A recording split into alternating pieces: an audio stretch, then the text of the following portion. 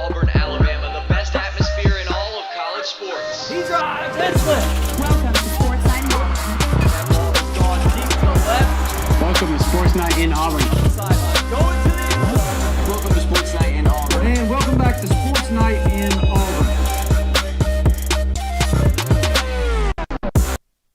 Everybody has that favorite TV show that they just love. Imagine that show dropping a surprise trailer. That's basically what Auburn football did last weekend with its annual spring game. A great reminder to fans that the main event is on the way. Welcome back to Sports Night in Auburn. My name is Vince Wolfram. Last week, Sports Night was in San Antonio, covering Auburn men's basketball and their championship chase all the way to the Final Four. If you haven't been able to catch that show, there's still time for you to head over and watch our recap of the best season in Auburn hoops history. Auburn football, they're on that same championship chase too, and the fans have been starving for it. The countdown to football has begun. People were 136 days away. A-Day took place on Saturday in Jordan-Hare and gave Auburn faithful a good look at what year 3 of the Hugh Freeze era will have to offer. The setup was a little different this year. Typically, A-Day is a scrimmage between offense and defense. This time, though, it was a practice that was open to the public. But the guys, they went at it regardless. From Pat Dye Field, Maddie Baughn had a glimpse of the new-look football team. Auburn football returns with its most anticipated spring event as the program welcomes the Auburn family back into Jordan-Hare. However, A-Day is taking a different approach this year as Coach Hugh Freeze is following suit of many college football programs who are now hosting open practices instead of the typical scrimmage game. Today, Coach Hugh Freeze is showcasing 2 of his newest arms for the Tigers, Jackson Arnold and Deuce Knight. A-Day festivities began with the Tiger Trail induction, where former football greats Steve Wallace and Reese Dismukes received honors. The Tigers took the field at 12 o'clock to begin the open practice, which was broken into 7 periods. Fans got a sneak peek into the 2025 team through a series of drills, running plays, and even a simplified version of the scrimmage game to conclude. After Saturday, Auburn fans are wondering what they can expect from this coming season. A lot of potential from the Auburn defense with a few interceptions off of Deuce Knight, who was put into the spotlight during Saturday's contest. Arnold being out with a minor hamstring injury left Knight with the majority of the reps, including a 35-yard touchdown pass to Perry Thompson. Here's what Coach Freeze had to say on spring practice and roster developments. You have to have top 10 recruiting classes in this league to form an elite roster. And I felt like we could do that at Auburn, and we have in the 2 recruiting classes we've had, and the roster therefore looks different, and feel optimistic that with the 2 we've had, we can compete, should compete this year, and so it does look different. So let's go line up and see what we got. To wrap up the day, Auburn fans were welcomed to the field for Fan Day, where they could get autographs from the players and the cheerleaders, as well as meeting Coach Hugh Freeze. For Eagle Eye TV, I'm Maddie Baughn. The Tigers open up regular season play in Waco, Texas against Baylor on August 29th. That date, it'll be here before you know it. And the schedule is going to be a gauntlet, like the SEC almost always is. And many of us in Auburn are so curious as to how the team will perform. Micah Farmer joins me in the studio now. Micah, welcome. The slate of games for the 2025 campaign, no easy task. Plenty of the top recruiting classes, tough matchups, and star players lining the headlines this season. For you, what stands out looking at the 2025 Auburn football schedule? Well, I think what stands out immediately is this draw, I think, favors Auburn a lot more. With the new SEC schedule matrix, obviously your protected rivals are Georgia and Alabama every year, but those 2, you either get them both at home or both away, and this year it's both at home for the Tigers. I think that's huge. You do have to go on the road to College Station for A&M, as well as on the road to Waco to play Baylor out of conference, but getting teams at home that you had to go on the road for last year, I think is a big difference. And also, I think the road games you have this year are not quite as difficult. So I like this draw a lot more for Auburn than what we saw last season. Big picture, looking at the schedule, you're seeing all these tough teams and the recruiting classes and the coaching staffs at all these different programs. What game is one that you think might be a surprise win for the Tigers this year?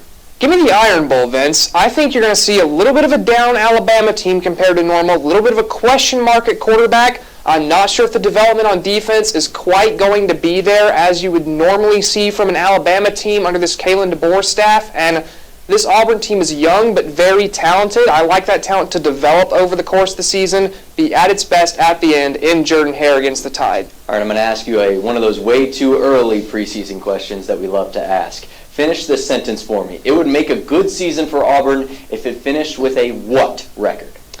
Vince, give me 9-3. I'm upping the expectation a little bit for this team. I think the defense is very solid, led by Keldrick Fogg, Jay Crawford. Those are some very good young cornerstones, and a lot of your winnable games are at home. I think if you can steal a couple, 9-3 is a successful season. I think earlier, if you had asked me this, I would have said somewhere closer to 8-4, 7-5. But because of the schedule, because of the teams you get at home, a successful season, you're going to steal some games. I think that would be the case with that 9-3 record. Love it. People out there, you heard it here first. Write it down so you don't forget it. A-Day wasn't the only thing getting attention this weekend on the Plains. 3 other sports highlighted. They were hot during the A-Day weekend. Softball, baseball, and tennis. And I'll tell you what, you'll get all the scoop when we come back from this commercial break here on Eagle Eye TV Sports Night in Auburn.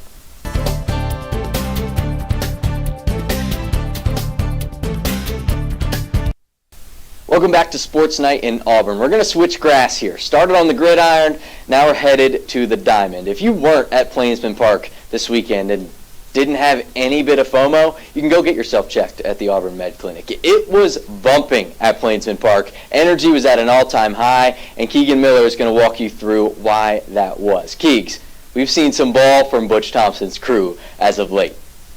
Yes, we have, and I know you've missed your baseball updates, but fear not, for I am here to remedy that stinging pain in your achy, breaky heart.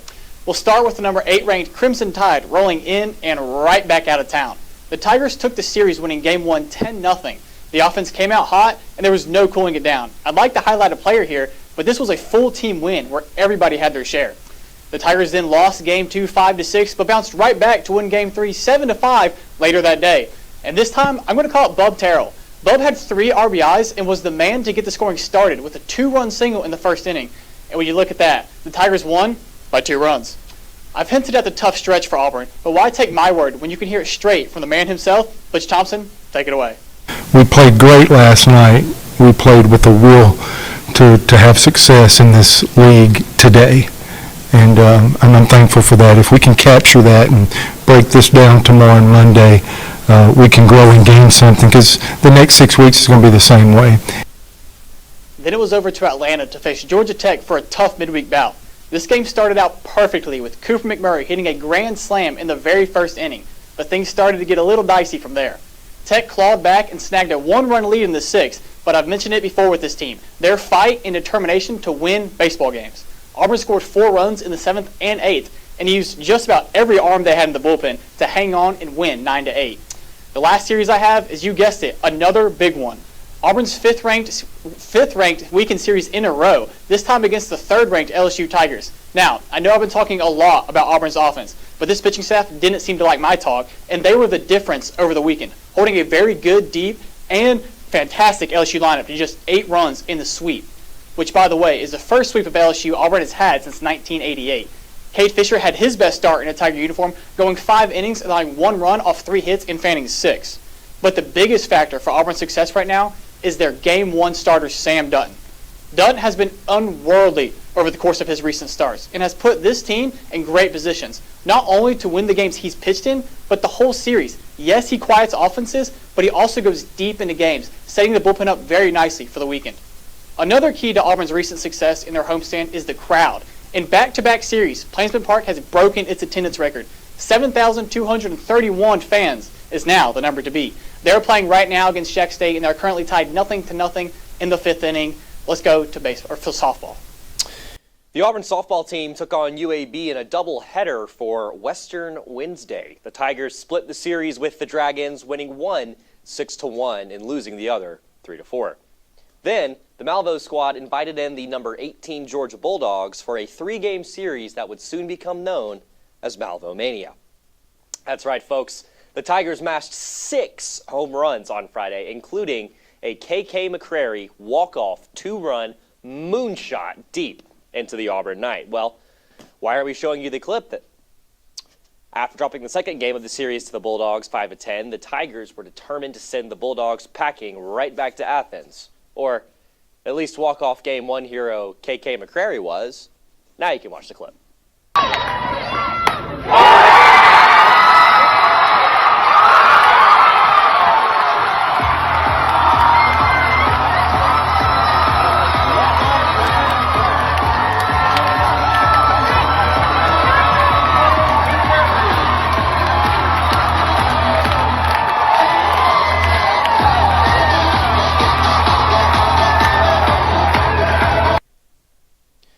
That's right, folks. Mrs. McCrary evidently was not satisfied with her two-run walk-off just the day before. No, as she felt the need to go ahead and just hit a casual walk-off grand slam.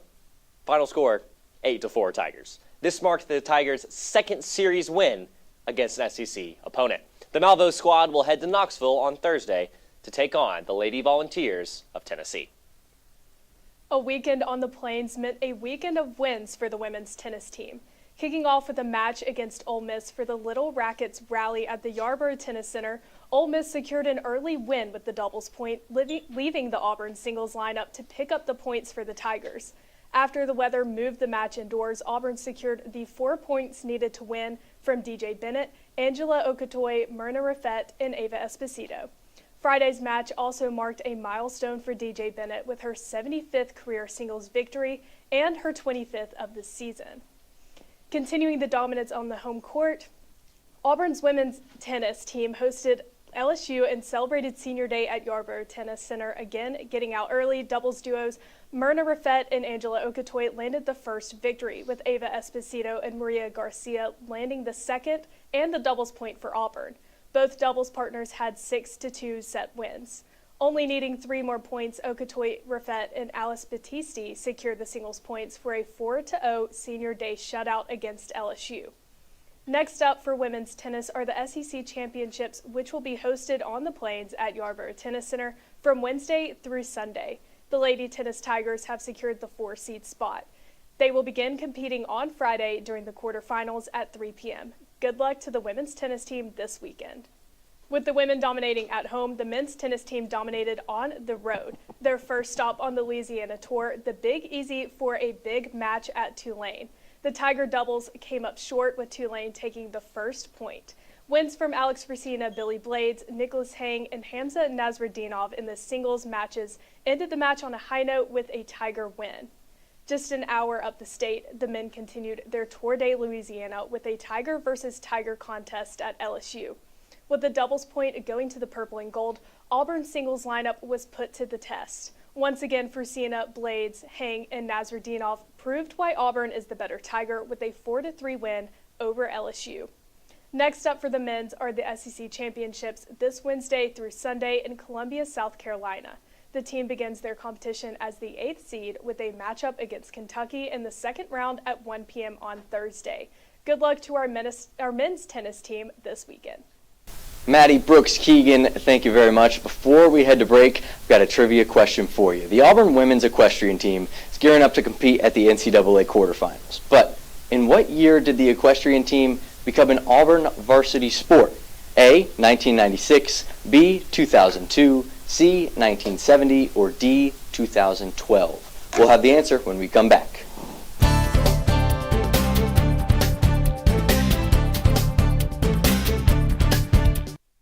Welcome back. Let's get you to the answer for our trivia question. We asked, what year did Auburn equestrian become a varsity sport? If you were smart enough to guess 2002, you nailed it. Auburn officially elevated equestrian to varsity status in 2002, and it's been making history ever since. What started as a club team turned into a national powerhouse, and a huge part of that success is due to head coach Greg Williams, who has led the team from the very beginning. Auburn equestrian has stacked up national titles in recent years and might just be on the same trajectory right now. Isn't that right, Maddie? Yes. Vince, Auburn equestrian made its way to the FEI World Cup finals as Michaela Langmeyer competed for Team USA in Basel, Switzerland. Continuing with more honors for the equestrian team, 5 Tigers were named All-Americans this past week in fences. Avery Glenn, Kate Haggerty, and Mary Grace Seegers were all named All-American First Team, with Ellie Ferrigno and Sophia Steckbeck both receiving All-American honorable mentions. In horsemanship, Alexia Tordoff was named All-American First Team, and Brooke Jolstad was named All-American Second Team. In flat, both Avery Glenn and Mary Grace Seegers received All-American honorable mentions. In reining, Alexia Tordoff was named All-American Second Team. Closing out equestrian, the team heads to Ocala, Florida for the NCEA Championships on April 17th at 1:30. The Tigers face number 7 Georgia as the number 2 seed in the quarterfinals. Good luck to our equestrian team this week. Auburn Gymnastics hit the regional championships and put on a very strong showing. The Tigers finished second over Illinois and Nebraska, advancing to the regional final. From there, the Tigers finished third, just behind Oklahoma and Missouri. But a gymnastics Sweet 16 is certainly something to be proud of, so congrats to the team. Tiger Gymnastics is not done yet, though, as Gabby McLaughlin and Olivia Greaves still have some work to do for the Tigers in individual qualifiers in Fort Worth, Texas. Individually, Gabby will be representing the Tigers on beam, while regional co-champion Olivia Greaves will represent the Tigers on bars. Best of luck, Gabby and Olivia. We're rooting for you. A big weekend for Anna Davis at the Augusta National Amateur. The Auburn sophomore Davis posted a 4-under par through 3 rounds and finished a tie for 11th. Davis's golf success continues as she leads the women's golf team through the SEC Championships.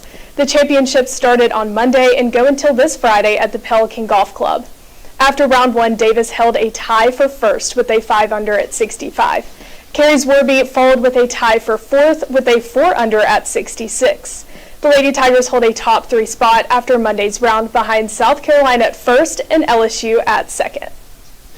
Guess who's back? Back again. The Auburn Tigers golf team is back in the number 1 spot, so you might as well just tell a friend. Because that's right, folks. As of April 9th, Scoreboard and Clipped both ranked the Tigers at number 1 in the nation. They've quickly been tested for this spot, though, as today they finished 3rd in the collegiate, despite a strong start. So maybe the real Auburn Tigers couldn't stand up. The Tigers came into the final round 4-under, which would have been enough to secure first place in the tournament over Texas, who shot 2-under, except for the fact that the Tigers finished the final round 8 over. Coach Nick Clenard said that today was an overall struggle and that the Tigers did not play at the level that they are capable of. The Tigers will have just a week to find their way back before the SEC Championships in St. Simon's Island, Georgia, begins. This weekend, Auburn volleyball continues their exhibition run in Georgia at Tift County High School with a match against Florida at 1:30 Central. Admission is free for attendees. Auburn soccer finished their spring exhibition game series with a trip to Mobile as they faced South Carolina. Auburn women's track and field sprints into week 2 of the season with a climb up at the rankings with the number 15 spot in the NCAA. The men also made the top 25 as they hold the number 25 spot in the NCAA. This past weekend, both teams traveled to College Station, Texas for the 44 Farms Team Invitational Meet. 2 Tigers left Texas with podium finishes. Aaron Davis with a 2nd place finish in long jump and Rhiannon held a 3rd place finish in pole vault. Davis set a personal record for long jump with a jump of 7.72 meters. Another personal best from the Tigers, Alyssa Quiones-Mixon with a 4.28 meter clear on pole vault. Next up for the track Tigers, a trip to North Carolina to compete at the Wake Forest Invitational on Thursday. Be sure to tune in next Tuesday for the recap on the track Tigers. We will have it here on Sports Night in Auburn for you. A lot of good stuff for Auburn sports this week. We got another trivia question for you, and we're going to hit it before this break. The 4x4 relay team of Masverewa, Harvey, Reed, and Oke ranks where in Auburn track and field women's history? A, 10th, B, 1st, C, 15th, or D, 2nd? We'll have the answer when we come back.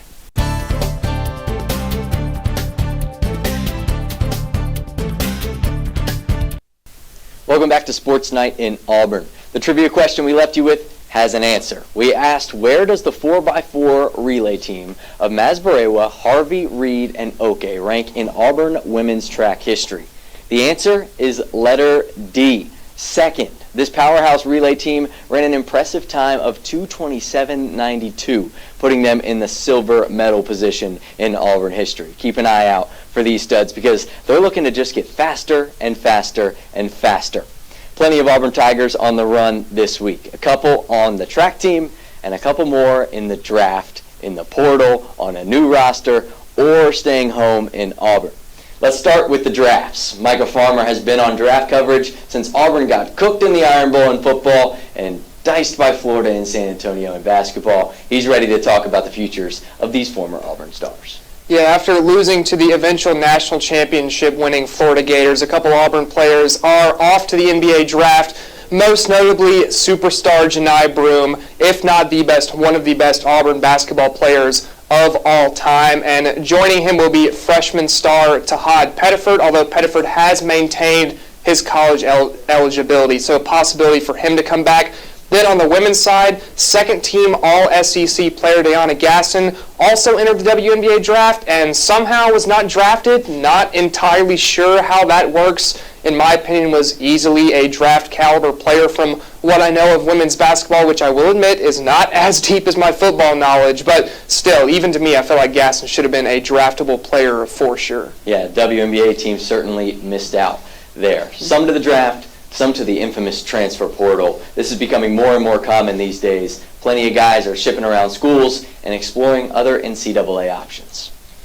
Yeah, and Ja'Kai Howard is the first of those that's off into the transfer portal. Former four-star recruit for Auburn, Presley Patterson, is also into the transfer portal. Auburn did win 100% of the games Patterson played, so tough loss for the Tigers. On the women's side, Oyindamala Kimbawala is also off into the portal, as is Yakaya Milton for the Lady Tigers. As far as players already with destinations set up, Jordan Hunter is on the way to Memphis, where he'll be able to enjoy the Bass Pro Shops Pyramid, so big plus out there. Then Talia Scott and Yuting Dong are both following Johnny Harris to Baylor, where they would look to become the biggest dynamic duo out of Baylor since Chip and Joanna Gaines. Tamaya Thurman is headed to Southern Miss, and then Audia Young is headed up to the Big East to Xavier because that Big East basketball money continues to talk. They have a huge budget up there for basketball, so hopefully all those former Tigers will be able to ball out at their new destinations. Yeah, a lot of big names and a lot of big question marks. Micah, I'm going to ask you this. Which name, former Auburn name, current Auburn name, could be decided, do you think is the most vital to the team that they're leaving or going to in this year's transfer portal? Well, for the men's, I think the most pivotal name is still Tahad Pettiford. If you can get him to come back and be the centerpiece of this Auburn squad next year, I think that's absolutely huge for the Tigers. Obviously, losing Broome is enormous. You lost Denver Jones as well, one of your best guards. So I think getting a centerpiece like Pettiford back would be a huge boost for Bruce Pearl and the men's team. Then on the women's side, it's Savannah Scott. Coach Larry Vickers is not going to have a ton to work with, to be honest, when he first gets here. It's been a mass exodus out of the Auburn program recently. It's going to be a very tumultuous time. And Scott down low, 6'4", is a physical presence down low on the block for the Auburn women. And in the physical SEC, that's really something you need. So maybe can be that stalwart down low to help this Auburn team kind of get into a rhythm as they start their season next year. Certainly, and I know Bruce Pearl would be ecstatic if Agent Zero, Tahad Pettiford, was able to come back to the Plains for another year. Micah, thank you so much. And we've got zeros on the shot clock for this one. This is all the time we have for this episode of Sports Night in Auburn. Make sure to follow our Eagle Eye TV Sports Instagram and subscribe to our Eagle Eye TV YouTube page. For this group, our producers, Sophia Weber and JoJo Cavanagh, my name is Vince Wolfram. We will see you next week. Good night and War Eagle.